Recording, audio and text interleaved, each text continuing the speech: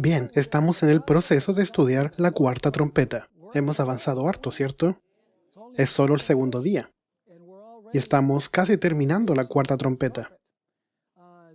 Pero no nos confiemos mucho, porque la quinta y sexta nos van a tomar bastante tiempo. Y tenemos muchas otras cosas más que revisar. Así que estamos en la página 107. Ya leímos esas citas de la página 107 y notamos que durante el periodo de la supremacía papal había oscuridad. Por eso se llamaba la Edad Oscura. ¿Por qué? Porque el sol fue eclipsado, la luna fue eclipsada y las estrellas también se eclipsaron. Y por supuesto el sol representa ¿a quién? A Cristo. La luna representa las Escrituras y las estrellas representan el pueblo de Dios.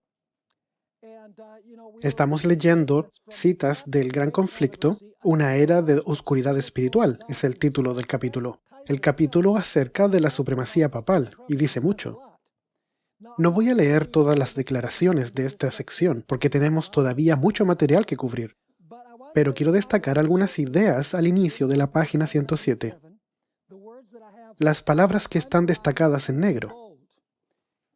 Tú notarás que muchas veces se utiliza la palabra oscuridad. Edad oscura, profunda oscuridad, oscurecido y un poquito más abajo, el príncipe de la oscuridad. Y luego las escrituras son suprimidas. Así que la oscuridad vino porque las escrituras habían sido suprimidas. Luego, más abajo en esta página, a medida que avanza el tiempo, la oscuridad se hace ¿qué?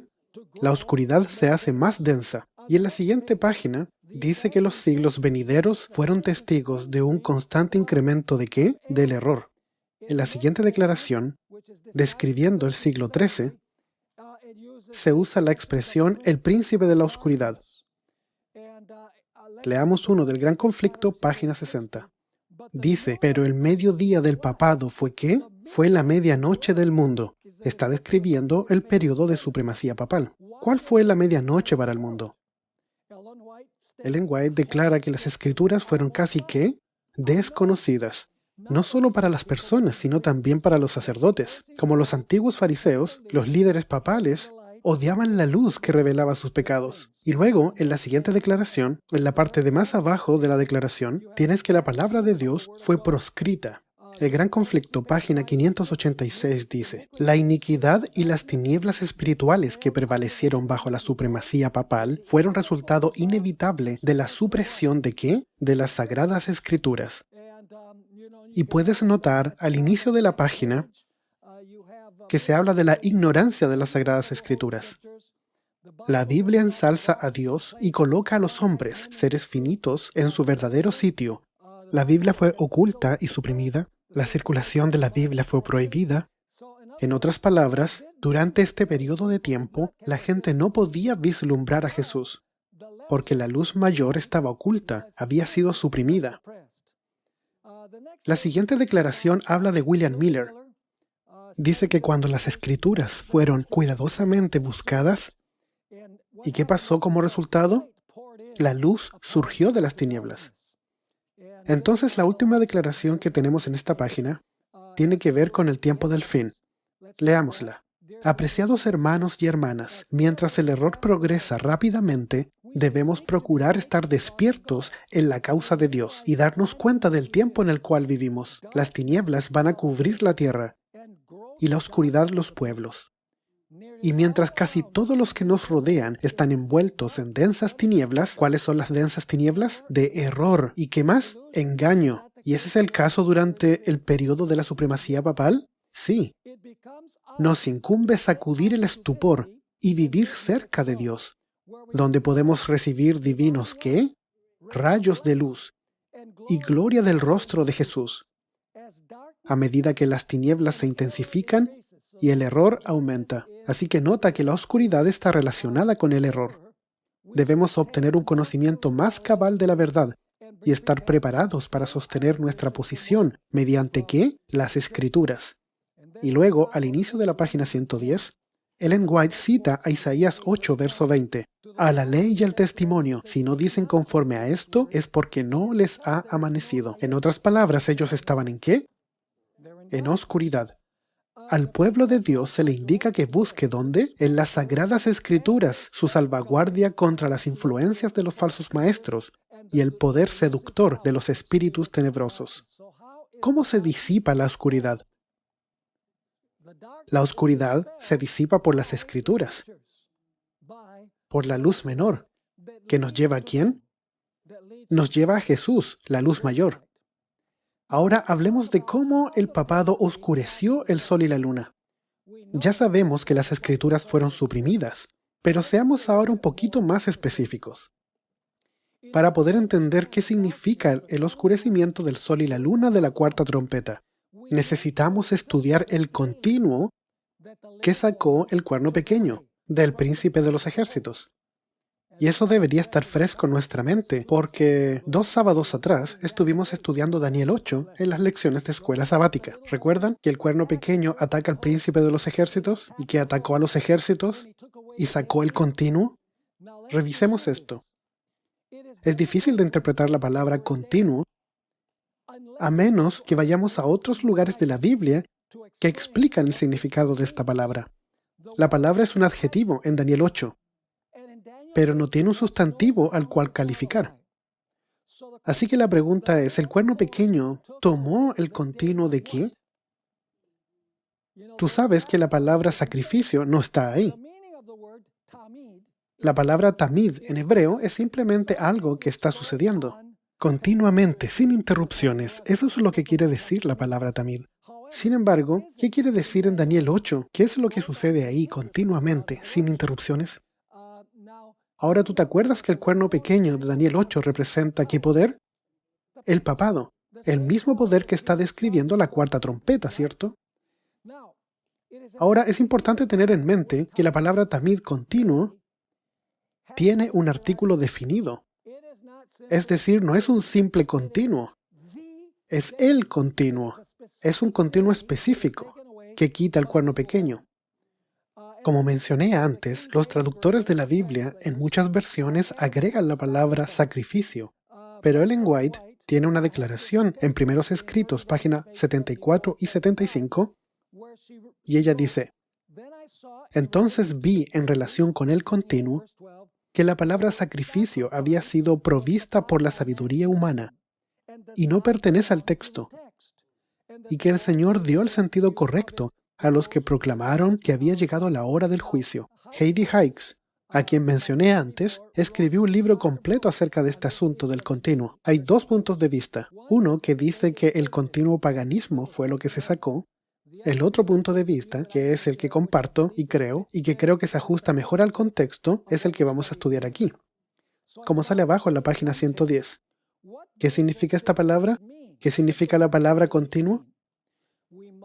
Debemos permitir que el Antiguo Testamento nos explique el significado de esta palabra. Cuando examinamos estos versos en el Antiguo Testamento, claramente indican que la palabra se refiere a la continua ministración del sacerdote en el patio del santuario y en el lugar santo del santuario. Y a propósito, tú sabes, como aquí se está hablando del santuario, entonces tenemos que interpretar la palabra continuo en el contexto del santuario, ¿cierto? Así que esto significa que el cuerno pequeño iba a intentar quitárselo al príncipe, que es Jesús, el príncipe de los ejércitos, su ministración. ¿De dónde? Del patio y del lugar santo del santuario. Ahora, para comprender mejor cómo el cuerno pequeño hace esto, necesitamos responder 2 preguntas fundamentales. La primera pregunta es, ¿en qué santuario el príncipe está ministrando cuando vemos la visión de Daniel 8 y también durante el periodo de la cuarta trompeta? ¿En qué santuario el príncipe, que es Jesús, estaba ministrando? ¿El santuario terrenal? No, no había santuario terrenal. La segunda pregunta que debemos responder es, ¿qué representa cada mueble en el patio y en el lugar santo del santuario?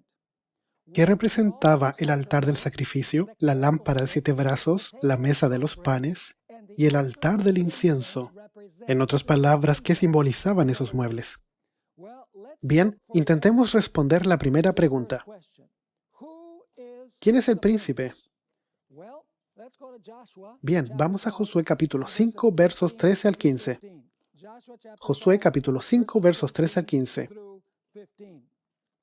Aquí Israel está casi por conquistar Jericó. Lo tienen rodeado. Y Josué está a las afueras de Jericó y un guerrero majestuoso se le aparece. Leamos acerca de eso en el verso 13. Aconteció que estando Josué cerca de Jericó, alzó los ojos y vio un hombre que estaba delante de él, con una espada desenvainada en su mano. Josué se le acercó y le dijo: ¿Eres de los nuestros o de nuestros enemigos? No, respondió él, sino que he venido como príncipe del ejército de Jehová. Uno no ve aquí la conexión con Daniel 8, pero solo hay 2 lugares en la Biblia donde se utiliza esta expresión, príncipe de los ejércitos, donde esta expresión en hebreo es idéntica. Así que es el mismo príncipe en Josué como en Daniel 8. Y dijo: No, respondió él, sino que he venido como príncipe del ejército de Jehová. Entonces Josué, postrándose en tierra sobre su rostro, ¿y qué hizo? ¿Era este guerrero Dios? Si no era Dios, entonces Josué estaba practicando idolatría, ¿cierto? Lo adoró y le dijo: ¿Qué dice mi señor a su siervo? El príncipe del ejército de Jehová respondió a Josué: Quítate el calzado de los pies, porque el lugar en que estás es santo. Y Josué así lo hizo. ¿En qué otra parte de las Escrituras encontramos esta orden de que se quiten las sandalias? En el capítulo 3 de Éxodo, donde Moisés se le dice que es porque está delante de la presencia de Dios. Así que, ¿quién es el príncipe de los ejércitos? El príncipe de los ejércitos no es otro que Jesucristo. Entonces la pregunta es, ¿dónde Jesús estaba sirviendo como príncipe de los ejércitos durante el periodo del cuerno pequeño de Daniel 8 y de la cuarta trompeta en el libro de Apocalipsis? Revisemos esto. Mateo 12, 12 y 13 describe la entrada triunfal de Jesús en Jerusalén, lo que algunos cristianos llaman el Domingo de Ramos. Se nos dice ahí que Jesús entró en el templo. ¿Y cómo le llamó al templo? La casa de mi Padre. Así que cuando entra, se le llama el templo de Dios porque la llama la casa de mi Padre.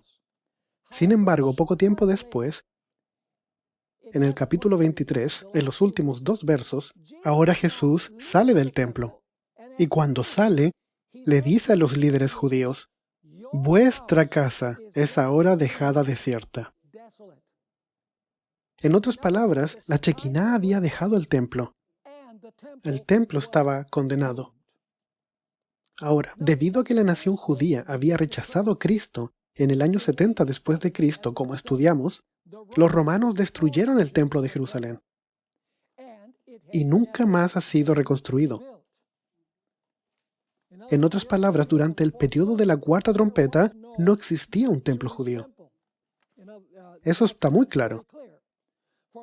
Por esta razón, no es posible concluir que el santuario que el cuerno pequeño pisoteó durante la era cristiana fuera el templo de Jerusalén, porque no había en Jerusalén un templo que pisotear durante la dispensación cristiana.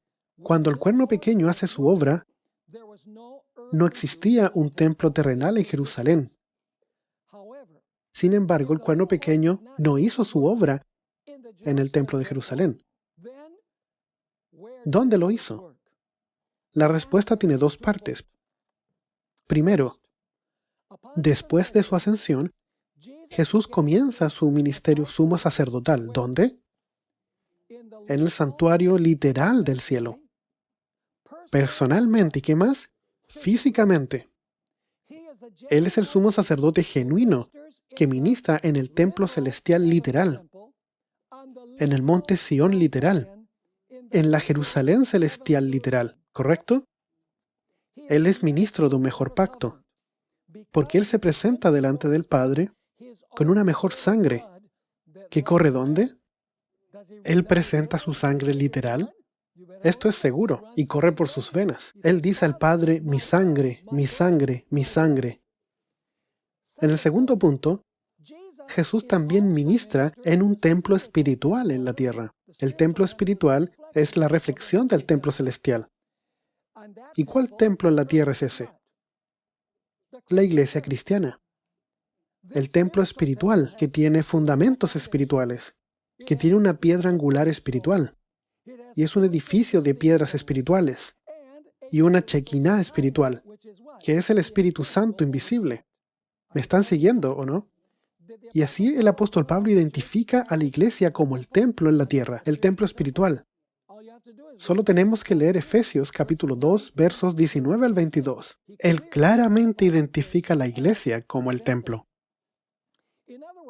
En otras palabras, Jesús ministra en dos lugares al mismo tiempo, físicamente en el cielo y espiritualmente en la tierra a través del ministerio del Espíritu Santo. Sus huestes angelicales son los ángeles, y sus huestes terrenales son sus fieles seguidores. ¿Les hace sentido esto? Así que, ¿qué quiere decir Daniel 8 cuando declara que el cuerno pequeño sacó el continuo, se lo quitó al príncipe y mató a sus huestes?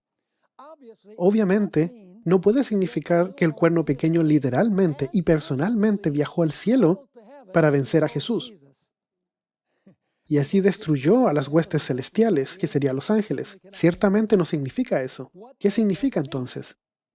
Encontramos la respuesta en Daniel 8, en el verso 11, donde nos dice que el cuerno pequeño, esto es importante, arroja a la tierra el lugar del santuario del príncipe. En otras palabras, en vez del santuario en el cielo, el cuerno pequeño transfiere el lugar a la tierra. Ya identificamos el lugar, que el lugar es el santuario del príncipe, que es tanto el templo celestial literal como su iglesia en la tierra. La palabra lugar Makón en hebreo no es muy común. Hay algunas pocas palabras comunes en el Antiguo Testamento para lugar que se utilizan muchas veces, pero esta no es una de esas palabras comunes. Esta palabra solo se utiliza 17 veces en la Biblia hebrea, y 16 de estas 17 referencias se refiere al santuario celestial, el lugar donde habita Dios.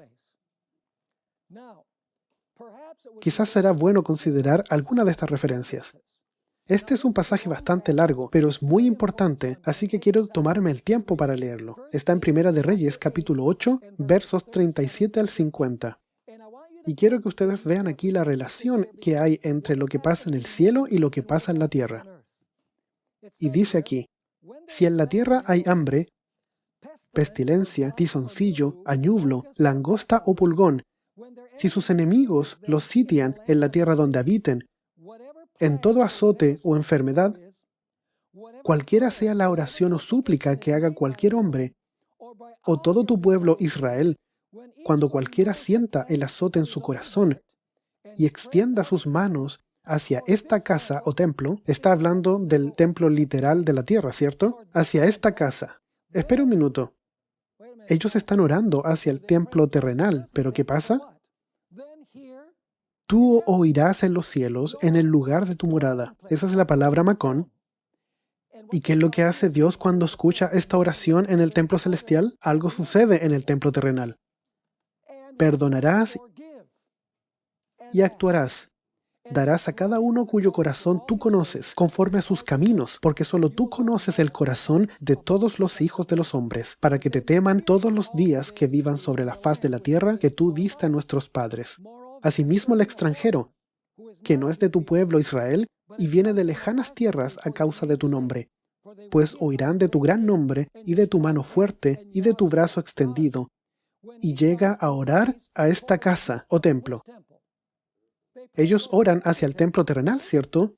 Pero Dios escucha ¿dónde? En el cielo, el lugar de su habitación. Aquí la palabra Makón de nuevo, el lugar donde Él habita. Y harás conforme a todo aquello por lo cual el extranjero haya clamado a ti, para que todos los pueblos de la tierra conozcan tu nombre y te teman, como tu pueblo Israel, y entiendan que tu nombre es invocado sobre esta casa que yo edifiqué. Verso 44.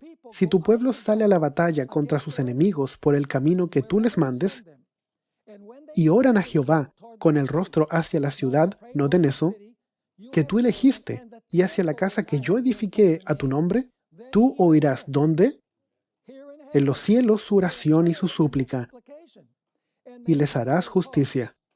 Si pecan contra ti, porque no hay hombre que no peque, y tú, airado contra ellos, los entregas al enemigo, para que los cautive y lleve a tierra enemiga, sea lejos o cerca, y ellos recapacitan en la tierra a donde se hayan llevado cautivos, si sé que se convierten y supliquen ¿a quién? Te suplican en la tierra a los que los cautivaron, y dicen, pecamos, hemos hecho lo malo, hemos cometido impiedad. Si se convierten a ti de todo corazón y de toda su alma en la tierra de los enemigos que los hayan llevado cautivos, y te suplican con el rostro, ¿hacia dónde? Hacia la tierra que tú diste a sus padres, hacia la ciudad que tú elegiste, y a la casa que yo he edificado a tu nombre. ¿Dónde va a escuchar Jehová? Tú oirás en los cielos. Ahí está Macón, por tercera vez. Tú oirás en los cielos, en el lugar de tu morada, su oración y su súplica, y les harás justicia. ¿Y qué es lo que sucede? ¿Qué hace Dios desde el templo en el cielo? Perdonarás a tu pueblo, que ha pecado contra ti, todas las rebeliones que hayan cometido contra ti, y harás ¿qué? ¿Que viene del templo celestial? ¿Perdón y qué? Compasión. Tengan de ellos misericordia los que los hayan llevado cautivos. Es un pasaje muy largo, pero muy interesante. La gente ora hacia el templo terrenal, pero ellos están recibiendo la respuesta ¿desde dónde? Desde el cielo donde Dios está. Hay una paradoja en este pasaje. Aunque el pueblo de Dios hace sus oraciones hacia el templo terrenal, Dios escucha sus oraciones y las responde desde el cielo. Nota Primera de Reyes 8, verso 30. Oye pues la oración de tu siervo y de tu pueblo Israel, cuando oren en este lugar. ¿Pero dónde Dios escucha? También tú lo oirás en el lugar de tu morada en los cielos. Una vez más, Macón. Escucha y ¿qué? Escucha y perdona. Así la conclusión es, hay una íntima relación entre los templos de la tierra y del cielo. En un sentido, Dios vive en ambos lugares. Para nuestro propósito aquí, es importante recordar que Nabucodonosor vino y destruyó el templo de Jerusalén, pero no pudo tocar el del cielo, ¿cierto? Así que el anticristo puede interferir en la tierra con lo que pasa en el santuario terrenal. Sí, pero él puede interferir con el ministerio de Cristo que pasa en el templo en el cielo. Absolutamente no. De la misma forma, el cuerno pequeño podía destruir las funciones del príncipe en el santuario terrenal y matar a sus huestes en la tierra, pero no estaba habilitado para tomar las funciones del sacerdote en el cielo, ni destruir a sus ángeles. El acto de arrojar a tierra el lugar del santuario del príncipe no tiene que ver con que el cuerno pequeño destruyó o maltrató el santuario celestial. Su significado es que el cuerno pequeño usurpó y puso en la tierra el ministerio continuo del príncipe celestial. En otras palabras, lo que pertenecía al príncipe en el cielo, el cuerno pequeño lo usurpó. ¿Y qué más? Y lo estableció en la tierra. Él cambió el lugar de santuario, en otras palabras. Significativamente, en este punto, en el flujo de la historia cristiana, el cuerno pequeño, y este es un punto importante, intentó interferir principalmente ¿con qué? Con el ministerio continuo del príncipe en el patio y en el lugar santo. Eso es entendible porque durante este periodo Jesús aún no ¿qué? Jesús aún no entraba en el lugar santísimo. Así que el cuerno pequeño principalmente interfiere con el patio y el lugar santo. Aquí hay un asunto central. ¿Es quién controlará el servicio del santuario en el patio y en el lugar santo? ¿El príncipe o el cuerno pequeño? ¿Por qué el control del santuario es un asunto tan importante y vital aquí? Encontramos la respuesta a estas preguntas considerando el significado del altar de sacrificio, que está en el patio, y la lámpara de los 7 brazos, la mesa de los panes y el altar del incienso en el lugar santo. Así que ahora vamos a entender esto mirando los muebles que estaban en el santuario. Esto para entender en qué sentido que el lugar de los santos sea derribado y que el cuerno pequeño en la tierra toma las funciones del príncipe celestial. Durante la mañana y la tarde, hablemos del altar de sacrificio. Durante la mañana y la tarde, el sacerdote ofrecía el cordero sobre el altar de sacrificio en el patio por los pecados de Israel. Mientras el santuario hebreo estuvo en pie, Nunca hubo un momento en que el fuego del altar de sacrificio no estuviera prendido. Ardía continuamente. Fue una ofrenda de continuo sacrificio.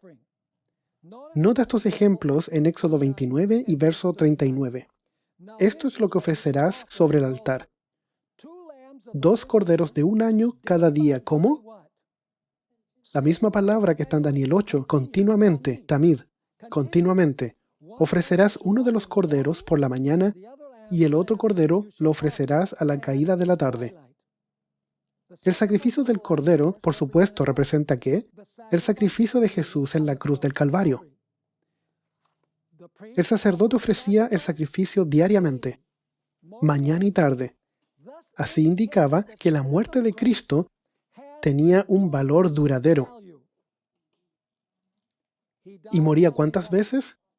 Una vez para siempre. Nunca más necesitó morir de nuevo.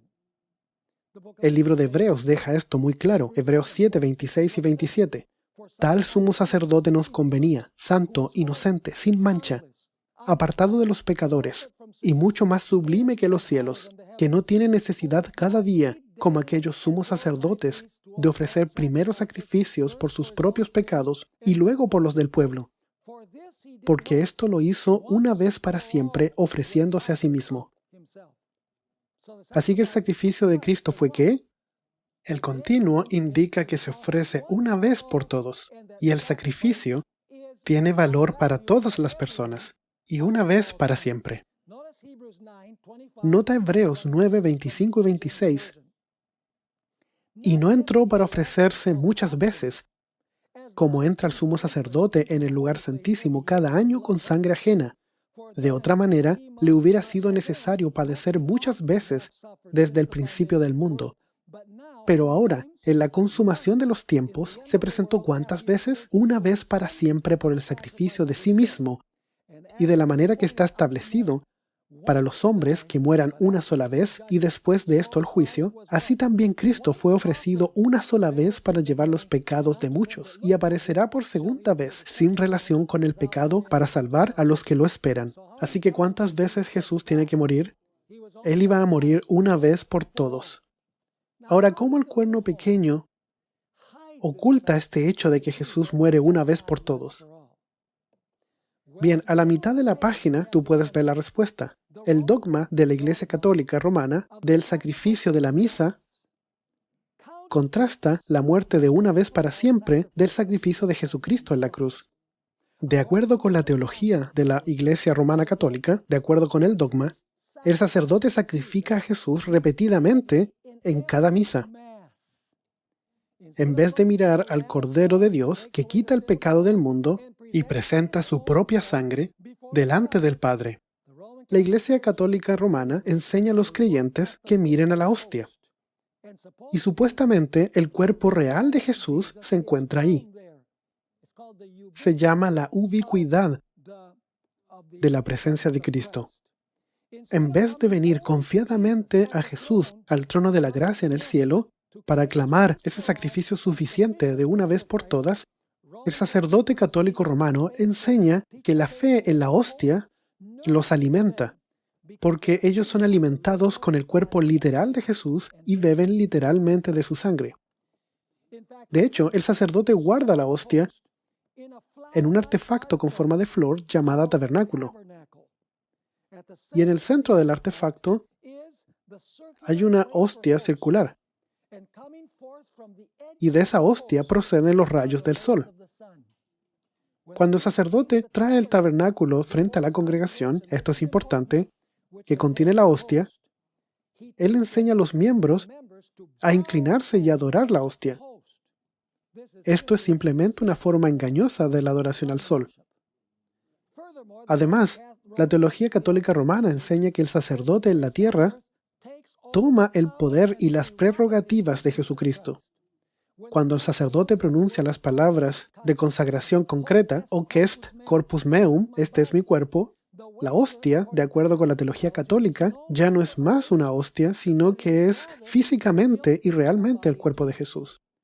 La teología de la Iglesia Católica enseña entonces que estas palabras pronunciadas por un sacerdote terrenal tienen el poder de transustanciar la hostia en el verdadero cuerpo de Cristo.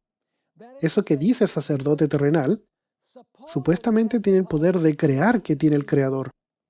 Esto es blasfemia en el mayor grado. Alfonso Liguori, uno de los 33 doctores de la Iglesia Católica Romana en la historia de la Iglesia, escribió acerca del poder de la transustanciación que la Iglesia Católica Romana cree que los sacerdotes tienen. Esto está en su libro Dignidad y Deberes del Sacerdote o Selva, página 33 y 34. Así el sacerdote puede, de cierto modo, ser llamado el creador de su creador, ya que al decir las palabras de la consagración, crea, por así decirlo, a Jesús en el sacramento, dándole una existencia sacramental, y lo hace una víctima para ser ofrecida al Padre Eterno. Así como al crear el mundo fue suficiente que Dios haya dicho, hágase, y fue hecho, Él habló y fueron hechos, así también es suficiente que el sacerdote diga, hoc es corpus meum, y he aquí el pan ya no es pan, sino el cuerpo de Jesucristo. El poder del sacerdote, dice San Bernardino de Siena, es el poder de la persona divina, porque la transustanciación del pan requiere tanto poder como la creación del mundo. ¿Es esto blasfemia? ¿Está esto ocultando el sacrificio de Cristo de una vez para siempre? Jesús se presenta a sí mismo en el cielo, su sangre delante del Padre. ¿Y qué está mirando la gente? Ellos no están mirando el cielo, ellos están mirando la tierra. Están mirando la hostia, están pensando que ellos son alimentados por el cuerpo físico de Jesús. Esto oculta totalmente el trabajo de Jesús, la luz mayor, en el santuario celestial. Ahora hablemos de la mesa del pan. Tú sabes que el pan de la proposición contiene 2 columnas de pan, 2 columnas de 6 panes cada una, en cada lado de la mesa. ¿Y qué representan las 12 hogazas de pan? Bien, representa de que hay suficiente pan para alimentar a Israel, que es representado por 12 tribus. Ahora este pan se le llama el pan tamid, el pan continuo. Números 4, verso 7. Estoy leyendo de Reina Valera porque aquí es traducido como continuo, la palabra tamid, y leemos ahí, sobre la mesa de la proposición extenderán un paño azul y pondrán sobre ellas las escudillas, las cucharas, las copas y los tazones para libar. ¿Y qué más? El pan estará continuamente sobre ella. Ahora, ¿qué representa el pan? El pan representa la palabra de Dios, ¿cierto? Notemos los siguientes textos. Isaías 55, versos 10 y 11. Porque como desciende de los cielos la lluvia y la nieve, y no vuelve allá, sino que riega la tierra y la hace germinar y producir, y da semilla al que siembra, y pan al que come, así será la palabra que sale de mi boca. Así que, ¿qué representa el pan que se come? Así será mi palabra que sale de mi boca. Así que, ¿qué significa el pan? La palabra que sale de la boca de Dios. Nota Mateo 4, verso 4. No solo de pan vivirá el hombre, que es el pan físico solamente, sino que toda ¿qué? Palabra que sale de la boca de Dios. Así que, ¿qué representa la mesa de los panes de la proposición? Representa la palabra de Dios. Números 12 indica que es suficiente para alimentar a todo el pueblo de Dios, indicado por el número 12. Después que Jesús alimentó a los 5,000 con solo 5 hogazas de pan y 2 peces, Él hizo una declaración controversial. En Juan 6, verso 53, Jesús dice, de cierto os digo, si no coméis la carne del Hijo del Hombre y bebéis su sangre, no tenéis vida en vosotros. Los católicos romanos usan este texto para mostrar que en cada misa la gente literalmente participa del cuerpo y la sangre de Jesús. ¿Y era realmente lo que Jesús quería decir? que literalmente el cuerpo y la sangre de Jesús va a alimentar a los miembros de la iglesia? Absolutamente no. En contexto, Jesús explica lo que significa. En Juan 6, verso 63, el Espíritu es el que da vida. La carne para nada aprovecha. No te beneficia en nada comer la carne de Cristo. Las palabras que yo te he hablado son espíritu y son, ¿qué más? Son vida. Así que participar de Cristo no es literalmente participar de su cuerpo y de su sangre. Simplemente significa que participemos de su ¿qué? De su palabra. ¿Qué hizo el papado con la palabra de Dios durante 1260 años? La eclipsó, ¿cierto? Así que tenemos que leer Daniel 8 con la cuarta trompeta, porque ambos cubren el mismo periodo. Se nos dice que la palabra de Jesús tiene el poder de nutrirnos, de nutrir nuestra vida espiritual. Así como el pan literal sostiene nuestra vida física, la palabra de Dios sostiene nuestra vida espiritual. Espiritualmente hablando, cuando estudiamos la palabra de Dios, ¿asimilamos a quién? A Jesús. Y Él se convierte en carne de nuestra carne y huesos de nuestros huesos, espiritualmente hablando. La ingesta de la palabra de Dios limpia nuestra vida y nos da la victoria sobre el pecado. David entendió esto cuando escribió los versos bien conocidos del Salmo 119, versos del 9 al 11. ¿Con qué limpiará el joven su camino? Cuando la Biblia usa la palabra camino, simbólicamente significa conducta o comportamiento. ¿Y cómo el joven limpiará su comportamiento? ¿Cómo puede hacerlo? Con guardar tu palabra. Con todo mi corazón te he buscado. No me dejes desviar de tus mandamientos. En mi corazón he guardado tus dichos para no pecar contra ti. Y tú ves que en la Iglesia Católica Romana creen que solamente consumiendo una pequeña hostia, porque representa el cuerpo literal de Jesús, los va a nutrir espiritualmente. ¿Es eso lo que se enseña ahí? ¿Por la mesa de los panes? No, absolutamente no. ¿Qué es lo que nos nutre? Es la palabra de Dios. ¿Era la palabra de Dios escasa durante el periodo de dominio papal? Absolutamente. Nota Juan 15:3. Es la palabra la que nos limpia. Ya vosotros, Jesús le dice a sus discípulos, ¿estáis qué? Limpios. ¿Cómo ellos fueron limpiados? Estáis limpios por la palabra que os he hablado. Es la palabra la que limpia. El pan espiritual, la palabra. Nota Efesios capítulo 5, versos 25 y 26. Maridos, amad a vuestras mujeres así como Cristo amó a la iglesia y se entregó a sí mismo por ella. ¿Para qué? Para santificarla, habiéndola purificado. ¿En qué? En el lavamiento del agua por la palabra. ¿Así que la pequeña hostia nos puede alimentar? No, la pequeña hostia no nos alimenta. ¿Qué nos alimenta? El pan espiritual, la palabra de Dios. Durante el periodo de la cuarta trompeta, la palabra de Dios fue eclipsada. Los dos testigos estaban en oscuridad. Comiendo la hostia literal, ciertamente no hay poder espiritual para alimentarnos y transformarnos. Ingerir la palabra de Dios limpia nuestras vidas del pecado. Así que, ¿qué nos enseña la mesa de los panes de la proposición? Nos enseña al menos 3 lecciones. Una, que el pan representa a Jesús como contenido ¿dónde? En la palabra escrita de Dios. El pan está continuamente disponible para todo el pueblo de Dios. Y finalmente, si es asimilada, la palabra nos nutrirá nuestra vida espiritual y provee victoria sobre el pecado. ¿En qué sentido el cuerno pequeño arrojó o pisoteó el significado de la mesa de los panes? Esa es la pregunta. La respuesta no es difícil de encontrar.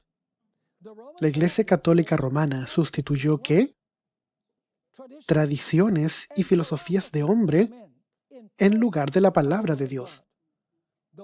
La palabra de un supuestamente infalible magisterio o maestros humanos toman el lugar de un así dice el Señor. El número de tradiciones no bíblicas o antibíblicas en la Iglesia Católica Romana es gigantesco. Aquí hay algunas de esas doctrinas que nunca encontrarás en la Biblia. El purgatorio, limbo, celibato, confesión audible, la inmortalidad del alma, el infierno ardiendo eternamente, las procesiones, la misa, las reliquias, la canonización de los santos, el rosario, el reverenciar las imágenes, la Inmaculada Concepción y Asunción de María, el bautismo de los infantes por aspersión, la observancia del domingo. ¿Quieres que continúe? ¿Qué hizo el papado con la palabra de Dios? Oscureció completamente la palabra de Dios. Y debido a que la luz menor fue oscurecida, la gente no podía ver ¿qué? No podían ver el trabajo de la luz mayor en el santuario celestial. ¿Cuál fue el resultado de sustituir la palabra de Dios con las tradiciones? Malnutrición espiritual y un relajo de la moralidad que hace que la Roma pagana se vea como santa. No es coincidencia que el tercer y cuarto sello de Apocalipsis describiera una hambruna espiritual de la palabra de Dios. Ahora no vamos a estudiar los sellos, pero en los sellos hay una tremenda escasez del pan, porque el trigo y la cebada estaban exageradamente caros, de 8 a 16 veces más caro de lo que era antes. Esto bajo el tercer sello. Continuemos. Esto sucede durante el periodo del tercer caballo, que es el periodo de Constantino. La Iglesia asimiló las enseñanzas antibíblicas y las prácticas paganas. Y como resultado, bajo el cuarto caballo, el periodo de dominio papal, hubo una escasez mortal de pan. Esto también es verdad durante el periodo de la cuarta trompeta de Apocalipsis. ¿Ves? Cuarta trompeta, cuarta iglesia. Durante esta iglesia, ¿sobre quién se menciona que influenciaba esta iglesia? Jezabel. ¿Qué pasa durante el periodo de Jezabel durante el Antiguo Testamento? No llovió. ¿No llovió por cuánto tiempo? 3 años y medio. ¿Por cuánto tiempo no llovió cuando la Jezabel espiritual dominó la iglesia de Tiatira? 3 años y medio. Pero no años literales, sino que años simbólicos. Tiempo, tiempo y la mitad de un tiempo. Así que lo que era literal en el Antiguo Testamento se convierte en simbólico durante los 1260 años. ¿Están entendiendo esto? Ahora hablemos de la lámpara de los 7 brazos. Estuvimos hablando del altar de sacrificio. Estuvimos también hablando de la mesa de los panes. Ahora hablemos de la lámpara. De acuerdo con Levíticos 24, 1 al 4, uno de los roles del sumo sacerdote era recortar las mechas y rellenar de aceite cada uno de los 7 brazos de la lámpara, que está en el lugar santo. Así se aseguraba que la lámpara estuviera ardiendo ¿cómo? Tamid, continuamente. Leamos Levíticos 24 del 1 al 4. Habló Jehová a Moisés y le dijo: Manda a los hijos de Israel que te traigan para el alumbrado aceite puro de olivas machacadas para hacer arder las lámparas. ¿Cómo? Tamid, continuamente, fuera del velo del testimonio, en el tabernáculo de reunión. Las dispondrá Aarón delante de Jehová desde la tarde hasta la mañana. Estatuto perpetuo os será por vuestras generaciones. Sobre el candelabro de oro puro dispondrá las lámparas para que ardan tamid siempre delante de Jehová. Así que, ¿qué simboliza la lámpara de los 7 brazos? Interpretemos los símbolos ahora. ¿Qué significa el número 7? Totalidad, completitud. Así que los 7 brazos de la lámpara representan totalidad de la historia de la iglesia cristiana. ¿Qué simboliza el aceite? El Espíritu Santo. Y los brazos de la lámpara, donde se pone el aceite para que la lámpara ilumine, ¿qué es lo que representan? Representan a las 7 iglesias. ¿Y las 7 iglesias son qué? 7 periodos de la historia de la iglesia. Ahora noten Apocalipsis 1, verso 20. Esto lo hace mucho más claro. Las 7 estrellas son los ángeles de las 7 iglesias, que son mensajeros, y los 7 candelabros que has visto son los 7 ¿qué? 7 iglesias. Ahora nota la explicación de Ellen White de las 7 lámparas. Esto lo dice en Hechos de los Apóstoles, página 585. Los nombres de estas son un símbolo de la iglesia en diferentes periodos de la era cristiana. El número 7 indica que algo completo y significa que los mensajes se extienden hasta el fin del tiempo. la historia completa de la iglesia, en otras palabras. Y ella continúa. Mientras que los símbolos usados revelan la condición de la iglesia en diferentes periodos de la historia, así la lámpara representa a los testigos de la iglesia para el mundo, a través del poder del Espíritu Santo en diferentes periodos de la iglesia cristiana. El periodo de dominio papal, ¿cómo fue? Oscuro. La luz de la iglesia alumbraba tenuemente, porque era la edad oscura.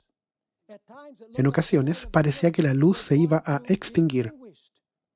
Particularmente durante el periodo de la iglesia de Tiatira, la luz era tenue. ¿Ven? ¿Me están siguiendo? Ahora, hablemos del altar del incienso. ¿El papado opacó y ocultó el significado del altar del incienso? Especialmente, sí. Sobre el altar del incienso también se usa la palabra tamid. El altar del incienso tamid, porque el incienso era presentado continuamente, mañana y tarde. Leamos Lucas. Ya leímos algunos de estos textos antes, así que no los vamos a ver todos en detalle. En Lucas 1 y versos del 8 al 11, tú ves a Zacarías sirviendo en el templo. Y dice así: Aconteció que ejerciendo Zacarías el sacerdocio delante de Dios, según el orden de su clase, le tocó en suerte entrar conforme a la costumbre del sacerdocio en el santuario del Señor para ofrecer el incienso. Toda la multitud del pueblo estaba orando a la hora del incienso. Entonces se le apareció un ángel del Señor puesto de pie a la derecha del altar del incienso. Ahora nota que la gente está orando y Zacarías está ofreciendo el incienso. Así que, ¿qué representa eso? Eso representa que cuando nosotros oramos, ¿quién recibe nuestras oraciones y las combina con sus méritos de su vida perfecta? Jesús, ¿cierto? Salmo 141 y verso 2 también explica la relación entre el incienso y la oración de los santos. Suba mi oración delante de ti como el incienso, el don de mis manos como la ofrenda de la tarde. Lo leímos en la escena introductoria de las trompetas que dice en Apocalipsis 8, 3 y 4. Otro ángel vino entonces y se paró ante el altar con un incensario de oro, y se le dio mucho incienso para añadirlo a las oraciones de todos los santos sobre el altar de oro que estaba delante del trono. El humo del incienso con las oraciones de los santos subió de la mano del ángel a la presencia de Dios. Leí esta declaración antes, pero es tan hermosa que necesito leerla de nuevo. Está en Review and Herald, 30 de octubre del año 1900. Hay un fondo inagotable ¿de qué? De obediencia perfecta que surge de su obediencia. Así que hay una fuente inagotable. Sí. ¿Basada en qué? En su obediencia. En el cielo sus méritos, abnegación y sacrificio propio, se atesoran como incienso que se ofrece juntamente con las oraciones de su pueblo. Cuando las sinceras y humildes oraciones de los pecadores ascienden al trono de Dios que hace Cristo, Cristo mezcla con ellas los méritos de su propia vida de perfecta obediencia. Nuestras oraciones resultan fragantes gracias a este incienso. Cristo se ha comprometido a interceder en nuestro favor y el Padre siempre oye al Hijo. Orad pues, orad sin cesar. Una respuesta seguro vendrá. Hablemos ahora del velo. El velo estaba bordado de ángeles, ¿cierto? Ascendían y descendían en el velo, que representa que nuestras oraciones van a la presencia de Dios y luego la respuesta vuelve. Hablamos acerca de la escalera, la que Jacob vio en un sueño. La escalera no es de él. Nos referimos a la que él vio en un sueño. Los ángeles ascendían y descendían. Ellos toman nuestras oraciones a Cristo, luego traen de vuelta las respuestas de parte de él. Estamos abajo en la página 123. ¿En qué sentido el cuerno pequeño quita esta función del príncipe? La Iglesia Católica Romana ha establecido la contraparte del sacerdocio. ¿Hacia quién confesar nuestros pecados? ¿Eso es correcto? Yo sé que Don y Debbie solían ser católicos. Bueno, no Debbie. Debbie trató de corregirlos. La Iglesia romana estableció la contraparte del sacerdocio hacia quien confesamos nuestros pecados. Eso quiere decir que en vez de dirigir con fe nuestras oraciones a Jesús en el cielo por perdón, terminan dirigiéndose hacia un sacerdote humano en tierra que no puede perdonar. De esta forma, el cuerno pequeño pisoteó el ministerio de intercesión de Jesús en el cielo y lo puso ¿dónde? En la tierra. Incluso los católicos romanos fieles ofrecen sus oraciones ¿a quién? Ellos hacen peticiones a María y a los santos en vez de a Jesús. En consecuencia, la atención o dirección de la fe se desvía de Jesús, que es quien realmente puede oír nuestras peticiones y perdonar nuestros pecados. ¿Están viendo esta imagen? ¿Qué hace el papado? Oscurece totalmente el trabajo de Jesucristo, su sacrificio, su palabra, su intercesión. El hecho de que da al Espíritu Santo para la Iglesia para que sea luz. Todo fue oscurecido por el papado. Por eso que el sol, la luna y las estrellas son eclipsadas. ¿Me están siguiendo aquí? La Biblia es clara. Hay un solo mediador entre Dios y los hombres, Jesucristo hombre. Jesús nos aseguró que Él es el camino, la verdad y la vida. No hay persona que venga al Padre excepto por Él. El apóstol Pablo escribió en Romanos 8:34 que Jesús hace intercesión por nosotros, en palabras que son imposibles de entender. El libro de Hebreo nos dice que Jesús es capaz también de salvar hasta lo sumo a quienes van a Dios a través de Él, ya que Él vive para hacer intercesión por ellos. En 1 de Juan 2, verso 1 dice que tenemos un abogado con el Padre, a Jesucristo el justo, en quien tenemos mediador entre Dios y el hombre. ¿Por qué necesitaríamos meros intercesores humanos cuando podemos ir confiadamente al trono de la gracia a través de Jesús, Dios hombre? La confesión en la Iglesia Católica Romana enfoca la atención de la gente en un humano en la tierra, en vez de dirigirla hacia Cristo en el cielo. Así que, en resumen, dos príncipes están luchando por las almas de los hombres. Un príncipe, Jesús, desarrolla el ministerio continuo de salvación en el santuario celestial, ofreciendo su sangre de su sacrificio único delante del Padre. Ese es el altar de sacrificio. Y el príncipe alimenta a su pueblo ¿con qué? Con la palabra de Dios, la mesa de los panes. Mantiene la luz de la iglesia ardiendo por el poder del Espíritu Santo, la lámpara de 7 brazos, y perdona a aquellos que van a Él en penitencia y oración, que es el altar del incienso. El otro príncipe, Satanás, está incapacitado para destruir el ministerio del príncipe en el cielo. Así que establece su contraparte de un ministerio continuo en la tierra, la misa, tradición, la confesión, el Papa, pero en el templo terrenal de la iglesia, porque él no puede ir al templo celestial. Así que cambia la atención de la gente del cielo hacia la tierra. Él pisotea el lugar del santuario y previene que los hombres puedan discernir ¿qué? La obra de salvación de Cristo en el cielo. Y si no están capacitados de discernir la obra de salvación de Cristo en el cielo, ¿qué pasa con las almas? Las almas perecen. Porque en solo uno hay salvación y no es otro que Cristo. No hay otro nombre en la tierra.